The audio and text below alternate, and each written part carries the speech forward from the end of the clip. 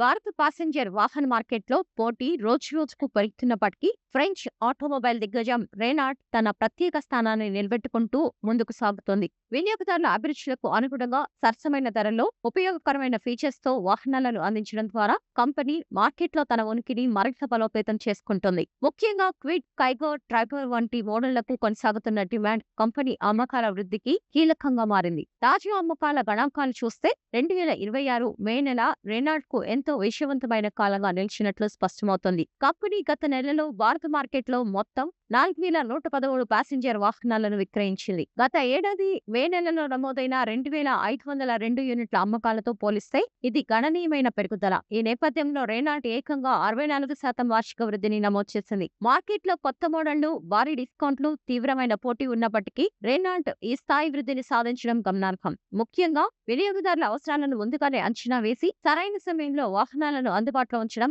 కంపెనీకి కలిసి వచ్చింది. అలాగే డీలర్షిప్ నెట్వర్క్ విస్తరణ, మెరుగైన కస్టమర్ సేవలు, ఆకర్షణీయమైన ఫైనాన్స్ ఆఫర్స్ కూడా అమ్మకాల పెరుగుదలకు తోడ్పడ్డాయి. ఈ వృద్ధి కేవలం సంఖ్యలకే పరిమితం కాకుండా భారత మార్కెట్లో రెనాల్ట్ బ్రాండ్ పై వినియోగదారుల నమ్మకం పెరుగుతోందనే సంకేతాలను కూడా ఇస్తోంది. ముఖ్యంగా బడ్జెట్ కాంపాక్ట్ కార్ల విభాగంలో కంపెనీ తన స్థానాన్ని మరింత బలపరుచుకుంటోంది. ఇటీవల డస్టర్ కారు రాక కూడా రెనాల్ట్ అమ్మకాల వృద్ధికి దోహదపడింది. రెనాల్ట్ ఇండియా వృద్ధి 1 లేదా 2 నెలల విజయంతో పరిమితం కాలేదు. కంపెనీ గత కొన్ని నెలలుగా స్థిరమైన అమ్మకాల జోరును కొనసాగిస్తూ భారత మార్కెట్లో తన స్థానాన్ని మరింత బలోపేతం చేసుకుంది. ముఖ్యంగా 2025 సెప్టెంబర్ నుంచి ప్రారంభమైన ఈ సానుకూల ధోరణి ఇప్పటికీ కొనసాగుతుండడం విశేషం. 2026 మే నెలలో కలిపి వరుసగా 9వ నెల కూడా రెనాల్ట్ అమ్మకాల వృద్ధిని నమోదు చేసింది. కేంద్ర ప్రభుత్వ వాహన పోర్టల్లో నమోదైన రీటైల్ రిజిస్ట్రేషన్ గణాంకాలు ఇదే విషయాన్ని స్పష్టం చేస్తున్నాయి. మే 2026లో అత్యధిక వృద్ధిని నమోదు చేసిన కార్ల తయారీ సంస్థ జాబితాలో రెనాల్ట్ కూడా స్థానాన్ని సంపాదించింది.